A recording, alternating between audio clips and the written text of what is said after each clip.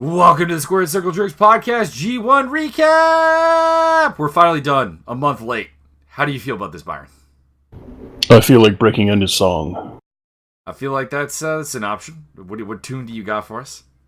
Today we have a rendition of a Canadian classic tune. There they are, the boys with the bright red blood god, waving chainswords in the air. I don't know the rest of the words, I'm sorry. Who do they think they are? And where did they get that throne? We'll workshop that one. That'll go along with the soundboard we're trying to make, which includes things like twist his dick and I'm gonna rape that hunchback. I'm gonna rape that hunchback and Paigey. Back in 1774 in Japan, they had the Meiji Restoration period, and I have no idea. I'm gonna have to actually look that up and see when that, because it was the Meiji. And now I don't know. Now you just don't know anymore. All right, so we're not going to cover every match. We're going to cover. We didn't watch every match. A and B. If we did watch it, we're going to kind of go over this briefly because there's a lot of shit to get through. And we don't want this to be like 3 hours long. In to finish off my my obsessive need to know things, the Meiji Restoration period was from 1868 until 1912.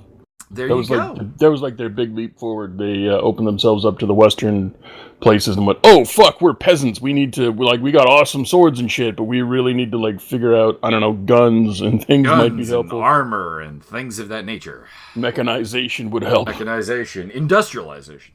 Yeah, so that was their big leap forward, and then China did it as well later on, and basically billions of people died because they were bad at it. True. I think that's how that went. We are covering from July 30th to August 12th, where the finals were of the G1. If you want our thoughts on anything earlier than that, you got to check out our other episodes. Please do. We appreciate the views.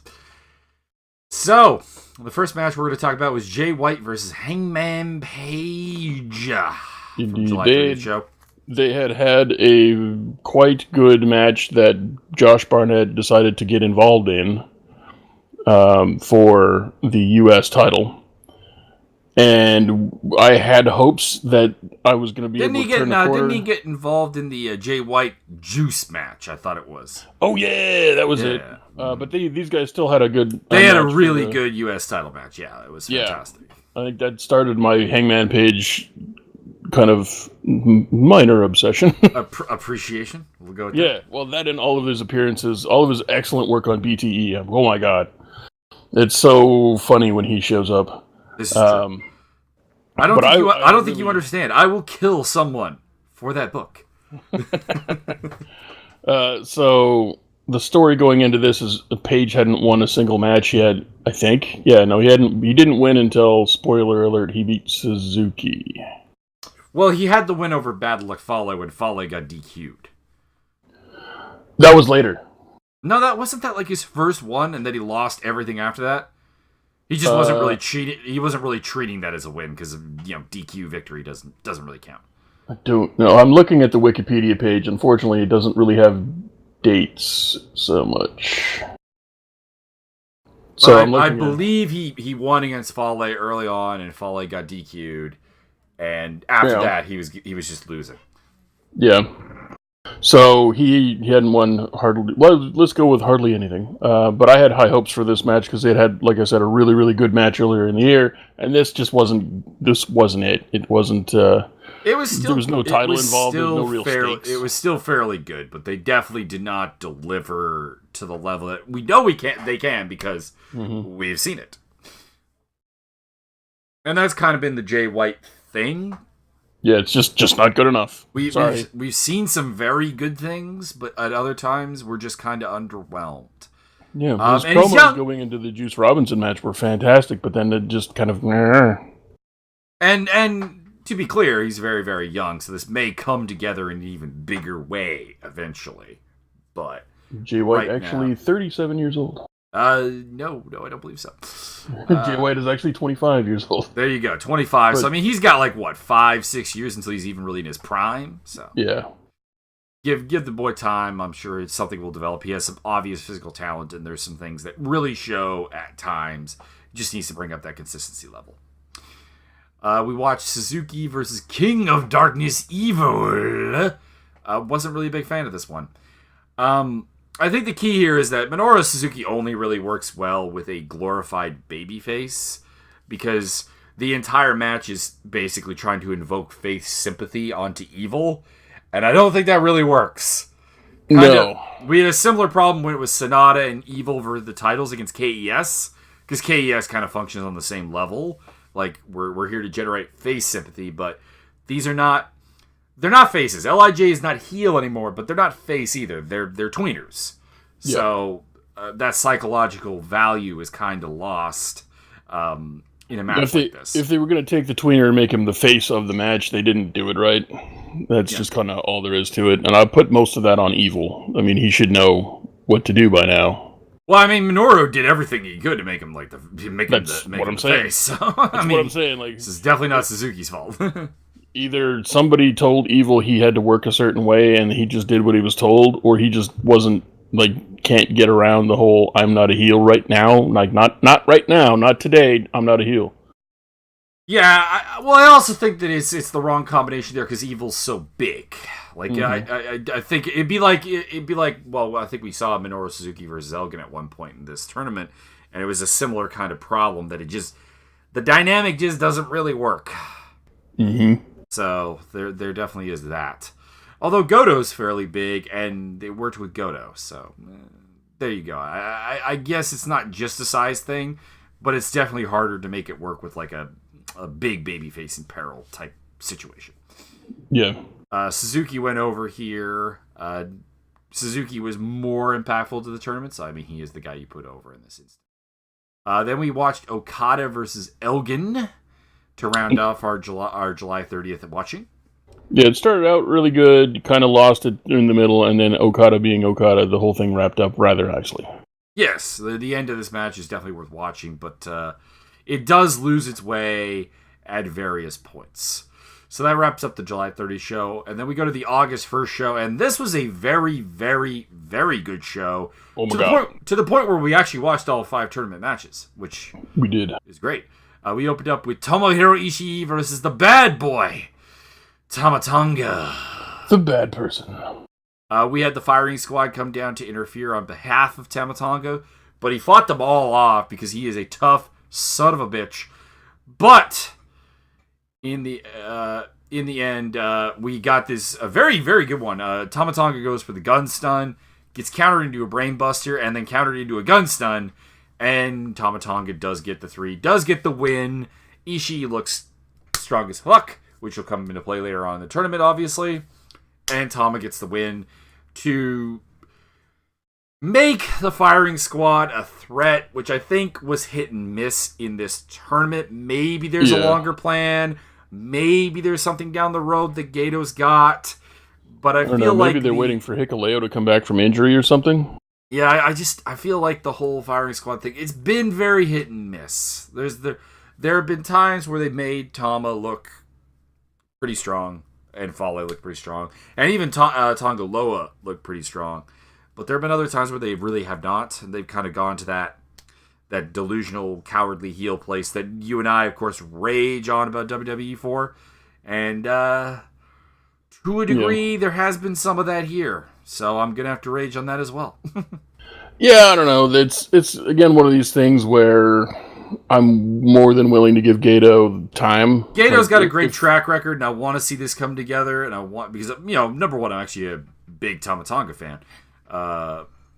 And Gorilla's a Destiny fan. Not so much Fale. He's just kind of a big guy. He's kind of There's a reason why even though he's now technically the leader of a new faction, he's still just the underboss. Just the underboss. Oh. I am enjoying Tonga Loa. I don't know if he did it here, but I'm enjoying Tonga Loa's introductions for Bad Luck Fale and Tama Tonga. They got better and better. Yeah. He's doing very good on that. Very, very good. So that's interesting. We had Juice versus Sonata. I loved this match. It was really great. I thought this was one of the best 19 count teases ever because they got so embroiled in it, teasing Skull End, Pulp Friction on the floor, and it really made me believe that they lost track of the count when they came back in. So that's good. In the end, Juice Robinson rips off the cast and kind of not a great spot because it really didn't come to anything, and he just won with Pulp Friction. So the whole cast storyline of Juice Robinson actually kind of sucked because one, it wasn't a fucking cast; it was a tensor bandage. I think there was a slight bit of missed opportunity in like this particular match and a couple of later ones. Is he should have? I believe, did he rip the tensor bandage off during this one, or was it a later one? He ripped it off during this one. This was the first time he did it. So what he probably should have done was convey like a lot of hesitation. It's like, oh, this is so frustrating, and oh shit, I've got that off now. Fuck, I gotta. This might have not been a good idea. And then later on, as things progress, and things heal, you can get more active with it. But the very first time you do it, I think he should have just come looked at. Pumped his fist and went, I don't know about this. Yeah, that would have made a lot more sense. That being said, really good match. Juice gets the win, and the amount that they did actually with just countering Skull End into Juicy End into Skull End was really good. So we like it. That was great. We had Toru Yano versus Naito. Naito got the win, but this was funny as hell. Yano was amazing this entire tournament. And the beauty of it is, okay, last year we talked about Naito being perhaps too comedic for the G1. Like, it didn't really fit. This year, I think he did a much better job of keeping it serious enough that it didn't feel odd and out of place in the G1. It felt like a nice... Yano, pardon me, yeah. It felt like a nice change up as opposed to... What the hell am I watching? Yeah, well, the storyline was that he'd made a bunch of public statements that he was not going to cheat. He was going to out-wrestle people. He was going to prove that he was a really good wrestler, which he totally did. The first, 2 or 3 matches he had in the tournament were, I don't want to say technical clinic because it's nowhere near what that was, but a technical exhibition of what, by the way, Yano can do a snap go behind like you would not believe, and by the way, you got to get rolled up and you have no choice. He's a collegiate wrestler. Did you know that? Yeah. He can do awesome technical moves, and then things degenerated. He slowly gave into temptation and started cheating a little bit, and then he just started cheating a little bit more, and then a little bit more, and it's going to reach his head later on in this podcast. Yeah. Anyways, Naito got the win with Destino, because of course Naito did. Naito was one of the, I would say, 4 guys who were kind of featured in this block with a chance to win, along with Kota, Omega, and Zack Sabre Jr. And I guess Ishii as well. This block in general, fantastic. Just the talent, my God. Then we had Omega versus Zack Sabre Jr., and Omega wound up tapping out Zack Sabre Jr., which is pretty good. Or I don't remember if he actually tapped him out or if he just kind of out-grappled him a couple times. I think he might have tapped him out, did he not? Don't remember. Yeah. And it doesn't say on Wikipedia either, so... This was really good, and I think this entire tournament has kind of had me clarify Zack Sabre Jr., as it were, in my mind. Zack Sabre Jr. Oh, actually, Omega won that match. Yeah, I said Omega won the match. Oh, I thought you said Sabre. That's what I said. I believe Omega tapped out Zack Sabre Jr. I don't remember. Oh, yeah, I can pop it up. Anyways, this match and a bunch of others were clarifying moments for me for Zack Sabre Jr. Because unlike a lot of the world, you and I do not particularly enjoy the standard Zack Sabre Jr. match. Yeah, we're not down with it terribly well. But we always know that there's something to be appreciated there. It's not like who's a good example of this? Seth Rollins is perhaps a good example of this, where you and I are much lower on Seth Rollins than the rest of the world is. Yeah. And to be honest, there's nothing that really changes my mind. Whereas with Zack Sabre Jr., there will be matches that change my mind, and then we go back to where we were. And I think this tournament was the clarification that it's not just that he needs a good opponent. He needs an opponent who's just not going to take his shit in a way that is going to make him have almost a fight with them instead of this like submission hold, submission hold, submission hold, submission hold. He went through a long period of I am going to grab a limb and hold it for a long time, and I'm going to grab it. And eventually, over a period of 5 minutes, he would have twisted you into this giant pretzel, which was cool, but he could have done it in about 40 seconds, and it would have been a lot better, and then we could move on with our lives. And he's having to do that now. And by the way, Kenny Omega won with the double roll-up. He rolled him up towards the ropes. Right. That's what... Because I just had a note here where he outgrappled the grappling ace. Yeah, he rolled him up, did like a crucifix roll towards the ropes, and then Sabre kind of tried to roll out of it, and he re-rolled him into the center of the ring in another crucifix roll-up. Yeah, that was damn impressive. Yeah. I can picture it now that I've been told. But yeah, Zack Sabre Jr. needs somebody who's going to fucking make him goddamn wrestle. And Kenny Omega fucking did that. Yep. Then we had Kota Ibushi versus Hiroki Goto. I had this as probably the second best match of the night. I thought Omega Zack Sabre Jr. was better.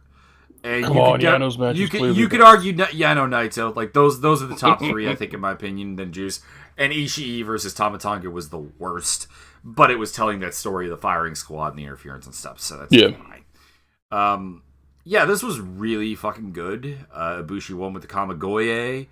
I mean, Ibushi, Goto is always going to give you a fantastic match with that. And, I think just, I don't know, Goto's another one that kind of needs the right opponent like ZSJ to really give you a great match. But it's a pretty broad spectrum, I think, of opponents that he can do really good things with. Yeah, he works the best when the drama's the highest. Whether you can manufacture that during the match or not, that's kind of up to them. But if there's no, like this, this is like, I'm going to institute like a Fight Club rule. This is like, I'm going to drag you across the finish line kicking and screaming, and in the end you will thank me. Because I always kind of really hesitate to watch Goto matches, and I usually enjoy them after I've watched them. But it's one of those ones where I don't know if they're going to be able to do something that's going to be able to make Goto really, become Goto in the match. If it's just a match, then Goto, he's a really good wrestler, and you'll see some good wrestling, and then the wrestling match will be over. There's nothing like extra there. There's no flair, no panache. If you just beat on him, it's like one of those things where it's like the WWE stupidness of I'm going to beat you to death for 15 minutes, and in the 16th minute you're going to just magically win with your finisher. Goto seems to be kind of falls into that sort of a natural rhythm where it's like, okay, I'm the babyface. I need to make sure that the heel does heel things and gets over as a heel, and then he just kind of gets trapped in that spin cycle of just putting the heel over until the match is eventually over. But with things like this, with the Ibushi match, I agree, was very, very excellent. And I don't have a bad thing to say about it. You got the young upstart kid who is not young or an upstart against the grizzled veteran who isn't really all that grizzled, but we'll go with it. This match might have also had the spot of the motherfucking tournament when Ibushi goes for a super poison Rana. Yeah, fuck man, I freaked the hell out. I was like, oh wait, that's later on. Okay, hang on, I'm ahead of myself. There was so many. Well, we'll talk about that later though. I'm pretty sure they teased a couple of poison Ranas in this one. Yeah. So that is all for the August first show. Go out of your way to watch that one. That one was fantastic. Ibushi is only 3 years younger than Goto. Yeah, Goto just looks older. Mm-hmm. Then we had the August 2nd show. We watched a very rare Bad Luck Fale match against Mike Elgin. Oh, hold on. I got to follow up to the age thing. They debuted a year apart. Kota Ibushi was a year later than Goto. Sorry, go on. So then we had the August 2nd show. Didn't watch much here. Wouldn't go out of your way to see this show. We watched Bad Luck Fale versus Mike Elgin and Makabe versus Hangman Page. Elgin and Fale was interesting with Elgin working with the quote bad arm, or possibly legitimate bad arm, I don't know, against the big man. And in the end, Elgin got the win, but it was by DQ when Tama Tonga struck him with a chair. Tonga Loa had been out there to interfere a bunch, and Tama Tonga came down and just whacked him with a chair.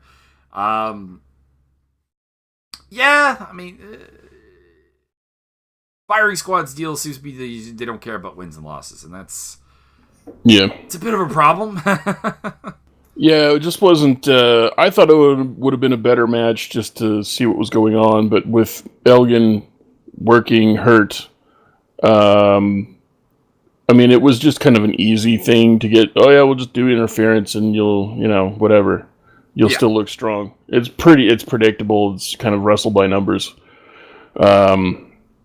They might have been better to play against type and actually have Fale, try it, like beat him down for a bit, and then do the Goto come from behind, and he's gonna win, and he gets fucking crushed.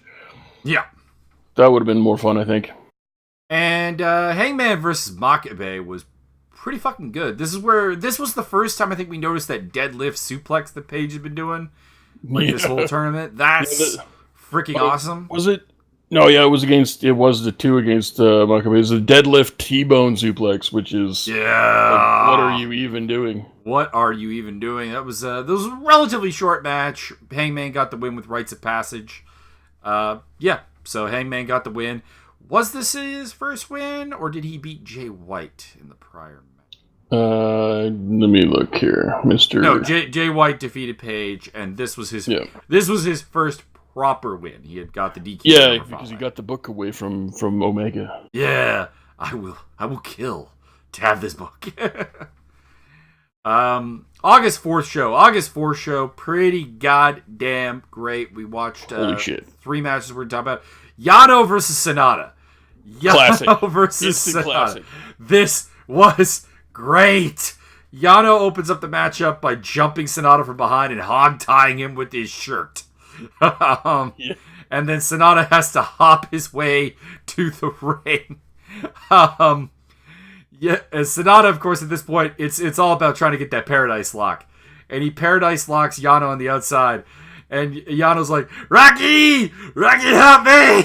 Because Rocky Guerrero's on commentary, comes over, frees Yano from the lock, and Kevin Kelly is berating him. It's hilarious. You can't do that, Rock. We're commentators. It doesn't matter if he's your friend.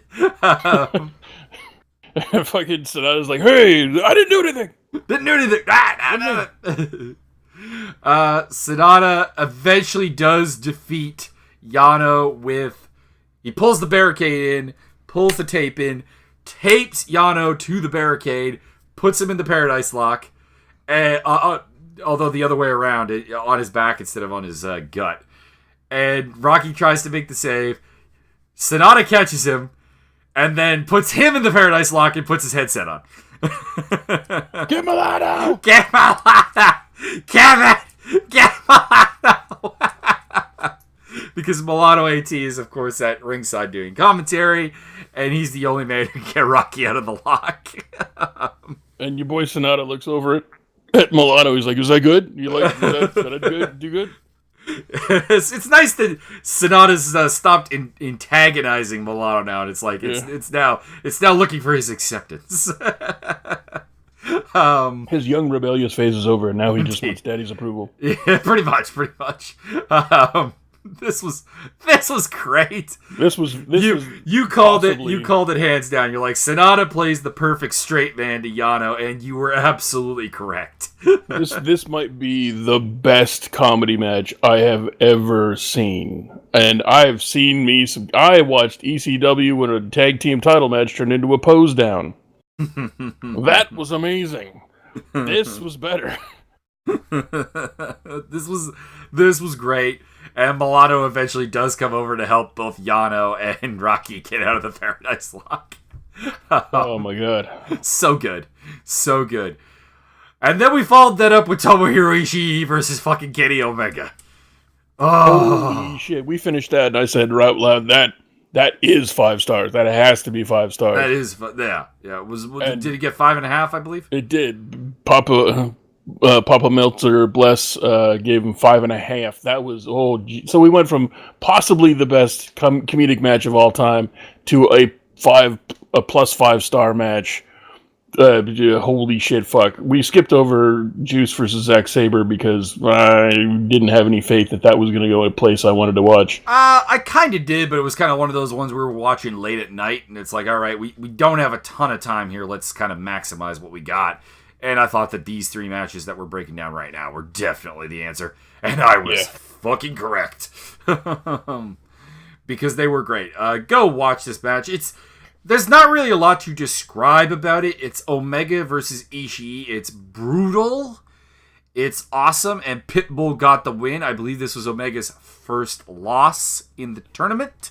You are, I believe, correct. I'm really trying to make sense of this block order on Wikipedia. It's not really working. It's not great, no. Because, it's just kind of, they've done everybody, I believe, in alphabetical order instead of anywhere. Yeah, it's all alphabetical. So it doesn't really say. This match went 22 minutes and 42 seconds. Not his longest match. That was against Ibushi, which we will get to. Yeah. And then we had Kota Ibushi versus Tetsuya Naito. Actually, no, I lied. His match against Naito was 6 seconds longer. Okay. Then we had Ibushi versus Naito. This is the one where we had the Super Poison Rana. Yes. So Naito goes up for the Super Poison Rana on Ibushi, flips him over. Ibushi just lands on his feet and has this look on his face that has the pure, unadulterated, did I just do that? This was really good.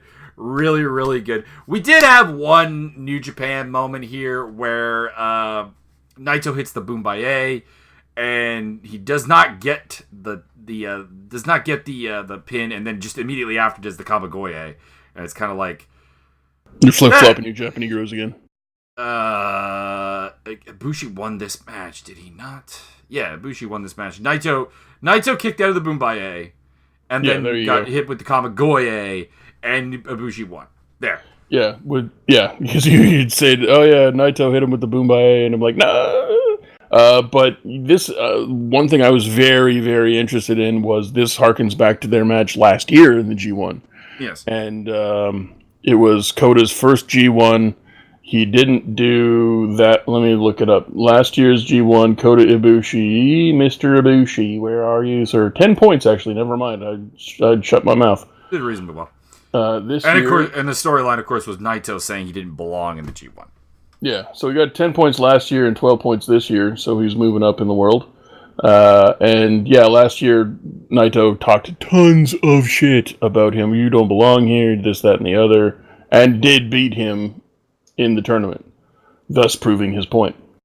Yeah, it was basically Yoshihashi and Ibushi were the whipping boys for Mr. Naito. Yeah. So this match was really good, so go watch it. Yeah, amazing match. Go watch this match. August 5th, we just watched Suzuki versus Hangman. I enjoyed the start of this match, but I enjoyed the start of this match and the end of this match. Not so much the middle of this match. Yeah, there was stuff that just kind of rambled in the middle. This is the one where Hangman Page came out and Pearl Harbored the shit out of Suzuki. Face-to-face Pearl Harbor on Suzuki. Yeah, not even from behind. He just walked up to him and started beating the piss out of him and drug him out of the ring. He Suzuki'd Suzuki. He beat him up. He drug him out of the ring. He took him into the crowd. He took him all around the fucking place. Beat him up, beat Desperado up, went up on top of the stage, did a fucking moonsault. With horizontality to it. It had some travel to it, and then just went back to the fucking ring like, what now? And then it kind of lost its way, and we got a rites of passage really out of nowhere, which I really did like. It was a reversal to the Gotch pile driver. So, congratulations there, and Hangman gets the win. Yeah, I enjoyed this a great deal. He did get him with a buckshot lariat, I believe, in there somewhere. Yep. I'm enjoying the buckshot lariat. I enjoy it when he does it into the ring, and I enjoy it when he does it over the barricade. Then we get to the August 8th show. We were not big fans of the August 5th show, as you'll probably guess by the fact that we basically reviewed one match. Well, I mean, we didn't watch a single Yoshihashi match. We're sure as shit not going to watch Yoshihashi versus Big Luck or Big Luck Fale. Bad Luck Fale. Jay White just never gets it done for us, so we didn't bother watching him against Makabe, and I don't know, the other stuff's on the other page, so I'm not bothering to scroll back, but there was nothing tantalizing there. Then we had the August 8th show, and the August 8th show was a return to fucking form. We opened up with Juice and the Pitbull. Juice Robinson, Tomohiro Ishii, greatest crisscross shoulder blocking battle you'll ever fucking see. And Juice actually won that particular battle, but he did lose the war, dropping the match to Ishii. This was very good. This was not Omega Ishii good, but this was very, very good. Yeah, Juice, I'm going to give Juice another 3 or 4 years. It might be on that level later on. But has Ishii, every time Ishii and Omega have a match, it's something else, man. There's just great chemistry there. That or like Ishii versus Goto earlier in this tournament as well. Fucking great. Speaking of Goto, we move into Goto versus ZSJ, Zack Sabre Jr. Come over here. I love this match as well. This goes back to, again, what we were saying. Goto made Zack Sabre Jr. fight him, and it was great. I enjoyed it. Also, perhaps the worst possible wrong big elbow spot of all time, when Goto comes off the top rope to land a diving elbow, and if they had mistimed this, he would have taken out Zack Sabre Jr.'s nuts. That's without a doubt the case. Got reversed into an armbar instead. Zack Sabre Jr. wins with a nice roll up. Sabre wins. Goto did not do very well in terms of wins and losses in this G1, but the match quality was superb. This was a year where a lot of people did really well and a lot of people didn't do so well. You've got, in Block A, you've got 3 kind of clear. They gave Jay White a bunch of wins, which we didn't really watch because it didn't really matter to us. There was a lot of him cheating to win as well. Oh, yeah. But you've got, at 6 points in Block A, you've got Yoshihashi, Elgin, Makabe, Page, and Fale. That's half your block with the same point total. And in Block B, it's not much better. Sonata got 8 points, but Juice, Goto, Yano, and Tonga all got 6. So, and then you've got 4 guys tied with 12 in Block B, and Ishii got 10. So it's kind of weird. It's like you're just spreading your peanut butter a little heavy on one side. I'm not really sure what's going on here. Yeah, a little bit. Well, I mean, there's also the fact that the Block A matches, we just did not. Block B was the place to be. Yeah. Absolutely. I think Page did. In Block A, just looking down the list, Page did really good stuff. And that's kind of about it. I mean, Tanahashi is Tanahashi, so I guess that is what it is, but he's not always the guy you want to watch. Vacation Okada did some interesting stuff as well. Yeah, but he also was boring half the time, which I don't understand. Is he legit having a mental break from wrestling right now, or what's going on there? Well, I think that's kind of character development in a way, to be honest. Yeah, fair enough. Because the middle parts of all of the matches I've seen, because he is Vacation Okada after all. Yeah. Yeah. So there was that. So after that, we go to Tama Tonga versus Kota Ibushi.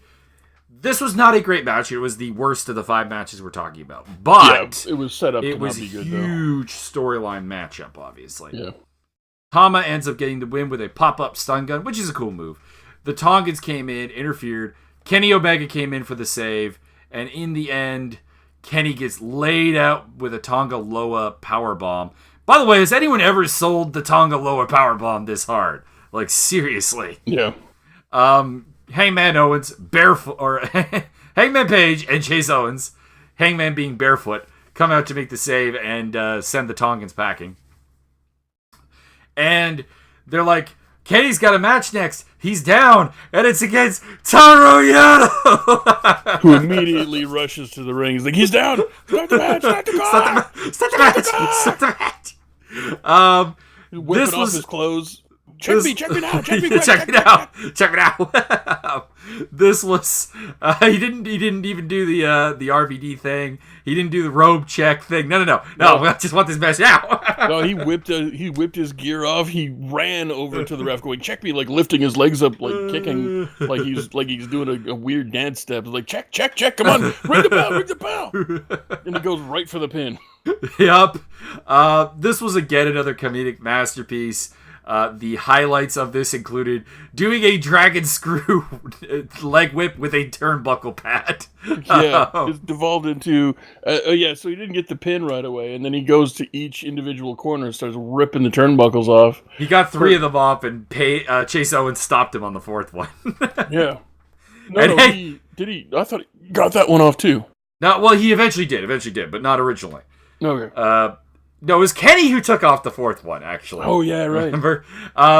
So, yeah, Chase Owens stops him, and Hangman Page is great, distracting the referee, going, he didn't do anything! There was a back body drop onto the turnbuckle. Oh, wait, hold on. You skipped over the fucking the turnbuckle spot. Okay, yeah, because go through. Yano whipped Kenny into the turnbuckle exposed. And then he was going to whip him into another one, and Chase Owens dives into the way, like crossbody blocks the turnbuckle. So that didn't he just put the pad in the way? Hold on. So he did the crossbody block to take the bullet for his teammate, for the leader, and then Yano's like, oh fuck, and then he whips him into the corner again, and then Owens stuffs the loose turnbuckle in the way so it doesn't hurt as much. And then the ref comes over and he's like, I didn't do anything. I didn't do anything. Yeah, there was a back body drop on top of the turnbuckle pads, which Omega sold in no way, shape, or form. Yeah, it was awesome. Yano, he lines them up like a Kit Kat bar of turnbuckles in the center of the ring, and they tease the suplex a little bit, and Omega defends, and then he actually gets the suplex in, and he lands right on the pads, and sits up like, I'm confused. I am completely okay. And Yano is, of course, grandstanding, like, I've just done a great thing. Yeah, me. Toru, Yano. Yano Toru, my bad. Anyways, then we had the tape. It was all the tape, all the time, for the second half of this tournament for Yano. Tapegate 2018. So Yano and Omega spill out to the outside, and Toru Yano is trying to tape him to the barricade to get the countout victory. Yeah. And Narita is getting involved, one of the young lions, trying to stop him. He comes in to try to break it up and gets kind of involved. And and Rocky Romero's doing a great job going, it's terrible, he's taping him to Narita.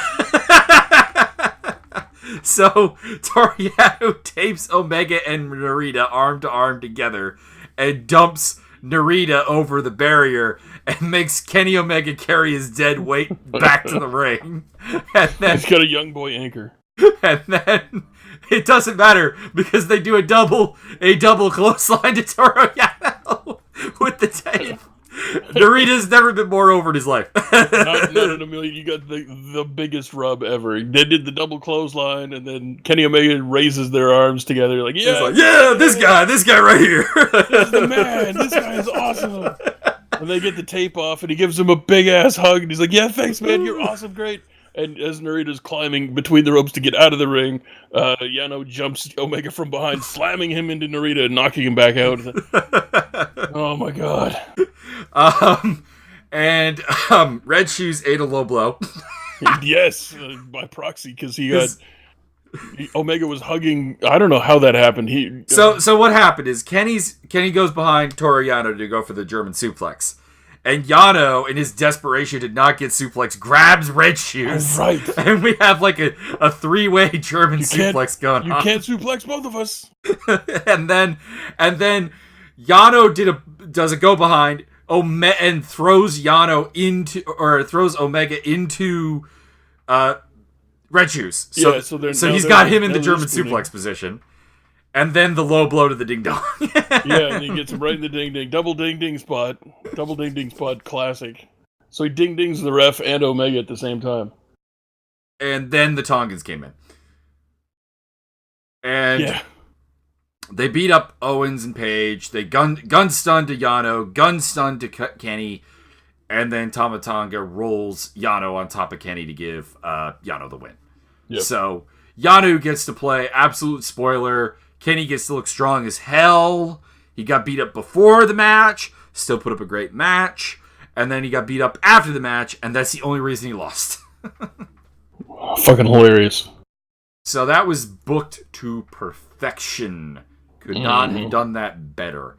And then we finished off with Sonata versus Naito. LIJ. Naito wins with the Destino. This was pretty good. A downgrade from this, from the prior match and the Goto ZSJ and the Juice Pitbull match, but still very, very good. You had a lot of. I like the storyline of leader versus prodigy sort of a scenario. Yeah, it was teacher versus student in a way, even though like Sonata is more Muta's student than he is Naito's.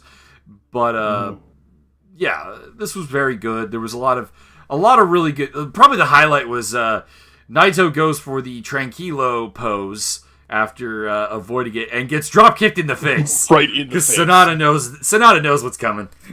Directly in the face. I like the opening teaser when the opening sequence where Sonata was just countering him nonstop. Nothing you can do about it. Yeah, I know every single trick you've got, and I'm countering everything, and you're not going to get a chance to do Tranquilo because I'm fucking you up. Yep. So good. Then we head into the August 10th show, where we basically just watched Rainmaker Okada versus Tanahashi, again pointing out the whole problem with the blockade being crap. This was a draw. This was a good match, but if you've seen any real Tanahashi Okada work, you don't really have to go out of your way to see this. It just was that. It was, well, and it wasn't even as good as that, because usually when they match up, it's at big events for big stakes, and this was just a tournament match. Well, this had stakes. I mean, this was the G1 decider for Block A. Yeah. Okada needed to win to keep Tanahashi from winning the block. Yeah. So Ace goes through. Ace with a pretty hefty tournament. I mean, the draw with Okada and the loss to Minoru Suzuki was basically it. Everything else was wins. All he does is win. His name is John Takahashi. That could be very true. Yeah, then we go to August 11th. We open up with 4 people still in contention to get the win. Maybe even Ishii might have been in contention. I don't know. But ZSJ, Naito, Omega, Kota, all in contention for the victory. We go to, although I think, you know what? I think ZSJ may not have been mathematically a bit, like he had the points total, but I think due to who he had lost to, I don't think he could have won. I think you're probably right about that. Yeah. So I think ZSJ was out of it. And he's playing spoiler for Naito basically. Yeah. So we open up with Toru Yano versus Tama Tonga. Nothing really here. DQ due to Tongan interference. Yano gets another win. Yay! Yano wins. Then we went to Goto versus Juice. This was solid, if not unspectacular. But it was still pretty damn solid. Juice Robinson wins by Pulp Friction. The U.S. champion, Juice Robinson, did not have a very good run in this year's G1. But they covered up with that injury thing. Yeah, with the whole cast thing, and we got some really, really fucking good potential U.S. title matches, including one with Tomohiro Ishii out of it. Yeah, and to put things in perspective, the never openweight champion Hiroki Goto got the same points total as the U.S. champ. So yeah, both secondary titles kind of underplayed in this tournament. We'll see where that goes. Maybe that means we get new champions on the horizon. Although Juice just got the title, so I think Juice. I think it's more of an injury thing. With Goto, I think it's probably another openweight title comes off of him. Well, that could be. It could also be that he's been working a lot, so they just didn't want to push him too far. but I could be wrong about that. Then we had Ishii versus Sanada. Cold Skull versus Pitbull. Pitbull won. This was very good. Go check it out. I don't really have anything else to add on that. No, not really. It's just kind of, if you've seen them work before, this is typical of their work and quite good. Then we had ZSJ versus Naito. We were talking about ZSJ trying to play the spoiler here against Naito in the tournament. And he did. He spoiled Naito's run by winning the match with a Zack driver. This was really good. I really enjoyed this match. I don't remember a ton about it, but I don't actually have any bad feelings about it, so I'm going to assume that you're right. And then we had the big one. Yeah. Kota Ibushi. Oh, yeah, this is why I don't remember that match. Omega. Yeah, not gonna lie, I don't have a lot of memories of ZSJ Naito because it was right before this one. It's like, I should remember, but this was so much better. This was a surprising match in the sense that with two friends and tag team partners, you kind of... They went brutal really early on. They went brutal very early on with like teasing apron stuff, and eventually Kota gets nailed with a pile driver on the apron. And I have a quote here, and it's from one Byron. "You're friends! What are you doing?" I like the fact that it was hyper competitive, but not malicious. They at no point, I don't know, pile driver on the apron, slightly malicious. Yeah, well, but it wasn't. At no point during any part of this match did I get the impression that anybody was angry or frustrated. Maybe like, oh damn it, I didn't get the win. What the fuck? But other than that, I didn't get any kind of fractious kind of feelings or anything. It was just it's two guys that are hyper competitive and they know that they're the best, so they're going to try and win. Yeah, and this of course is for the Block B victory, which, let's be honest, was the G1 winner for this entire thing, because Block A was dull comparatively. This was really, really good. They did the patented stuff, and in the end, Kota was the winner against Kenny Omega. So he goes on to the finals against the Ace Tanahashi for August 12th. Really good match. Go check it out. What was the star rating on this one? Do you happen to have that available? I'm looking it up. Ibushi versus Omega. Let me just type in Omega. Oh, well, that was apparently not the right button. I will fill time while you're looking this up. This was really, really good. You had the Young Bucks at ringside adding to it as well. I thought Matt Jackson in particular did a very good job with just facial expressions and stuff whenever he was on the camera. He didn't turn himself to the center of attention, but if you were paying like close attention, just doing little things and kind of putting over how big this match really is. Two friends battling each other for the block title, and one coming out victorious, one coming out defeated, and moving on to the finals. I have no star rating for this one. I don't know what's going on with the wrestling database. That's I can tell you that I would imagine we're talking 5.5 at least. I would assume that's what Meltzer gave Pentagon versus Kenny Omega, and that's what Kenny Omega versus Zack Sabre Jr. got, and Juice Robinson. His match against Sanada got 4 3/4. Match against Jericho back at Wrestle Kingdom was 5 stars. We knew that. Yep. Yeah, it doesn't. It also doesn't like. I know for a fact that he got 2 5-star matches in this tournament. Or am I thinking about Ishii? I thought you just said that he had one with Zack Sabre Jr. and Kota.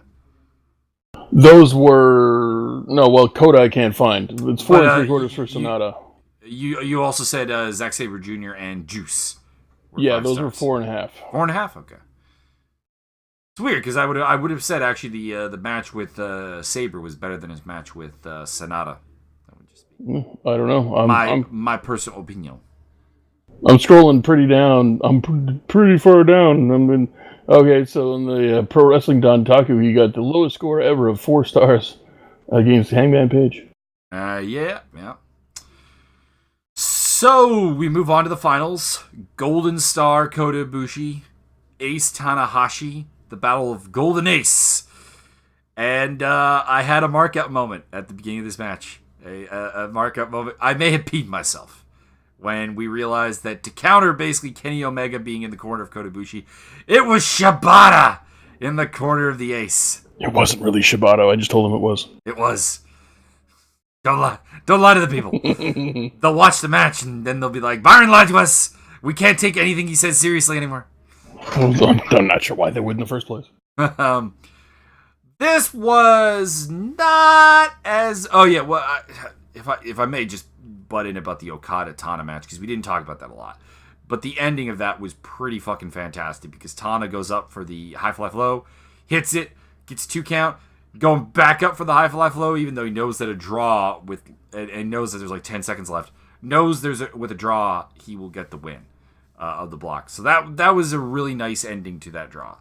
But otherwise, they're just better Tana versus Okada matches to go watch. Yeah. But the Ace versus Golden Star, this was a fucking great match. It played up on the age and experience of Tana, the youth, exuberance, the future that is Kota Ibushi. It gave us a little bit of everything, some good striking exchanges, great wrestling. It kind of played up a striker versus grappler dynamic as well, with Kota being the striker and Tanahashi being the grappler. Very interesting, very MMA, dare I say it, working in there as well. And it just added up to a palpable excitement and drama with the match that went above and beyond this being a G1 Climax final. Correct. So go out and watch this one. Fucking great. Tanahashi won with high fly flow.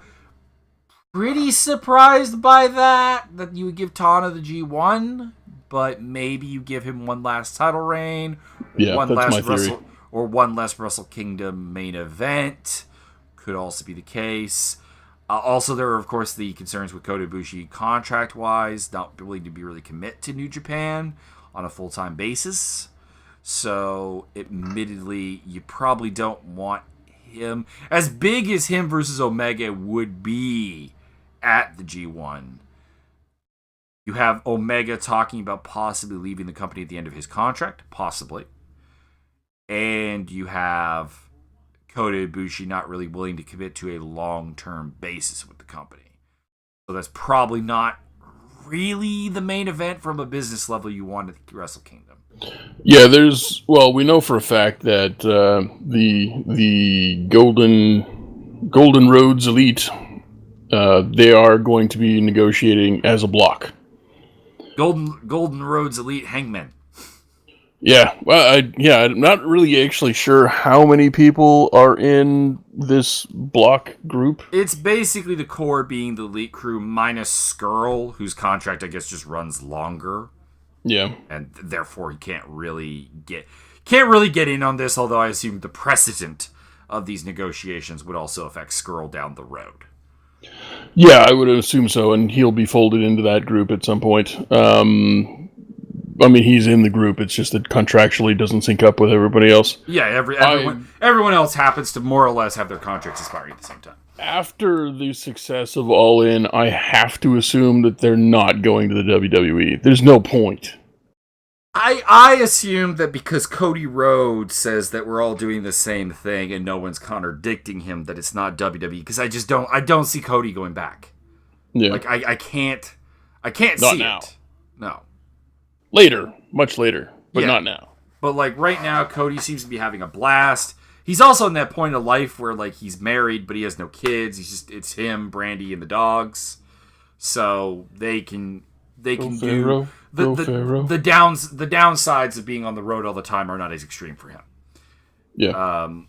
And having been to WWE and having been absolutely wasted in WWE and been a second bit player in every tag team he was ever in, except for the Bob Holly one, I guess. And the Rhodes Scholars when he was teamed up with Damien Sandow. By the way, you have Damien Sandow, Cody Rhodes as a tag team, and you didn't think that was money. Jesus Christ. Fuck. Where's Damien Sandow now? He went to Impact. That kind of blew up because they let him have too much freedom, I think. I only saw like one interview. Like he came, I saw his debut and never heard anything else about him ever again. It kind of went really downhill. Let's see here. Damian Sandow. He announced he no longer with Impact Wrestling. He'd be taking a break from wrestling to focus on his acting career. Boring. Get that man signed up with the next All In, or Double or Nothing, or whatever they're calling it. That's true. That is true. But yeah, they had those guys as a tag team and just failed to remotely capitalize on it. So, I mean... That is the dumbest shit ever. The idea of Cody Rhodes going back to WWE seems pretty far-fetched. So if they're all going to go to the same place, I would have to assume it's re-signing with New Japan or starting their own promotion. Yeah, I would be fine with either of those things. If they want to run one big event every 4 months, they'll be... I think that's what they should do. I think they should run one big event every 4 months, and then maybe every 3 months for a year sort of thing. Either way, I think 3 is kind of rushing it because they're so busy doing other things. Fair enough. Obviously, I think they would know the constraints on their time more than us. Yeah. So one every 4 months, or maybe only twice a year, whatever. And you could do, I don't know how much money they made off this. I paid for the pay-per-view. You paid for the pay-per-view. Yep. Shit, they sold out in less than half an hour. Apparently, they sold the Young Bucks alone sold 15,000 shirts in the evening. You can do that twice a year, become stupid rich, I'm assuming. I, again, don't know the numbers. But imagine if they go from 2 a year to 3 a year to 4 a year, and then it just becomes this sort of... I don't know, is it going to be a promotion? Like a promotion? Or is this going to be an event? A continual event that keeps happening? I could see it going either way, and really looking forward to seeing what happens. And then watch as they all sign with WWE, and we go, no! Yeah. Because then do it! Oh, man.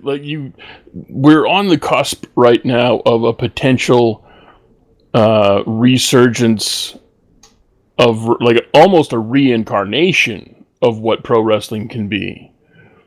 And if they sign with the WWE, that goes away. That is dead. That is never happening again. It very much dies, yeah. It not only does it just die, it's just never happening again. There's no possibility that's ever happening again. There's no one else. You've got this core group of guys on Being the Elite. Anybody involved on a consistent basis with Being the Elite is I'm including in this statement. If those guys go up to the Northeast, it's over. Indie wrestling essentially in North America is over. I mean, you'll still have good shows. You'll still have, Mr. Cobb's out there doing PWG stuff. Depending on Lucha Underground. SCU! But I mean, without... Briscoes?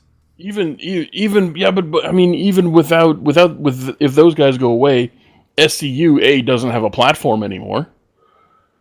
So all of the great things we associate with SCU are on Being the Elite. That's gone. That Being the Elite goes away. It's all gone. All of it.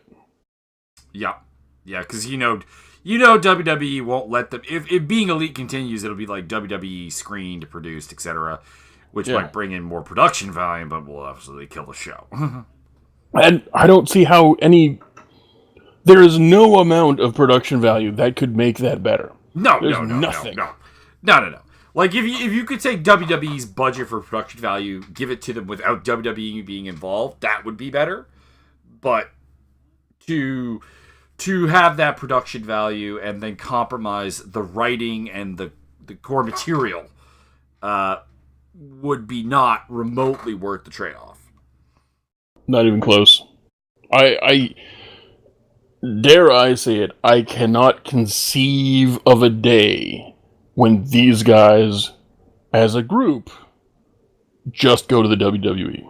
And the other thing is, you got to think that the Young Bucks would not be used well in WWE because tag team wrestling is dead in WWE. Yeah. And they wouldn't see them as singles. Cody's been there, and he knows what gets done with him. Because they don't like pushing Rhodes. They don't. No. Well, here's what happens.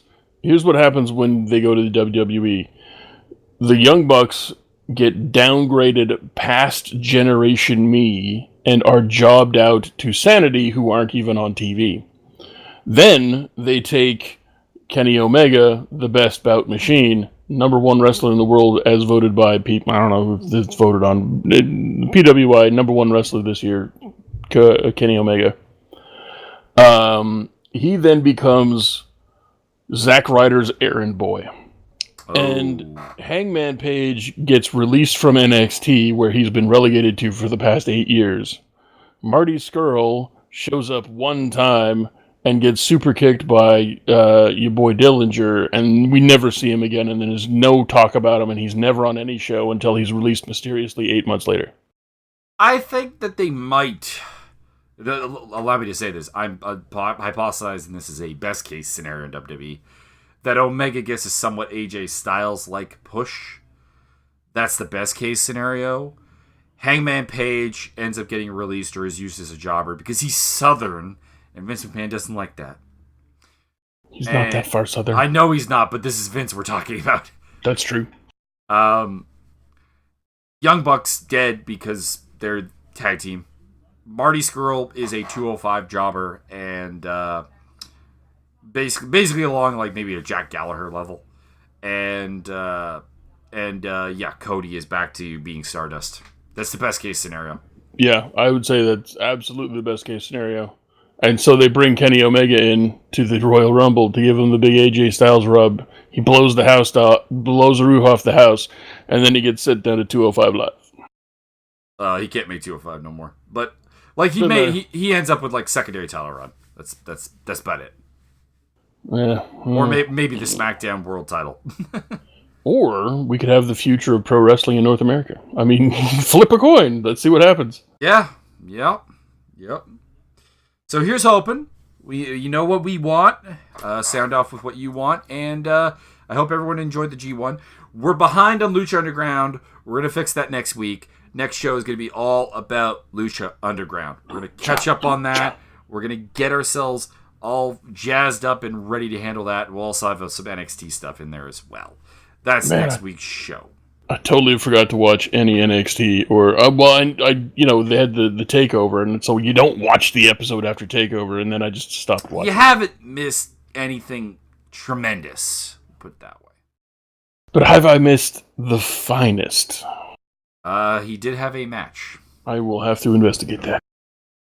So that is our episode for this week. I hope you all enjoyed it, and leave your comments. Check out the Facebook group. Not that it's super active, but you can make it that way. And as always, get up Byron's lawn. He's an old man and has a shotgun. My pills. I don't actually have a shotgun yet, but I'm working on it. Yeah, don't tell the people that. That's how we're getting them off.